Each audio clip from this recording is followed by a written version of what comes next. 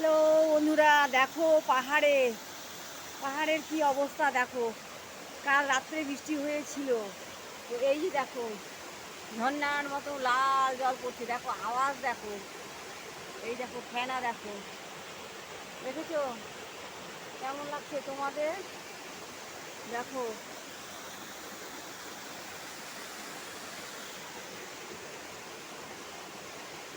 এই দেখো পাথর, সব এগুলো পাথর। দেখো জল পড়ছে, জলগুলো লাল, আষাঢ়ের মাটি লাল। তো পাহাড়ে আরো উপর থেকে পাহাড়ে জল পড়ছে। এই যে দেখো,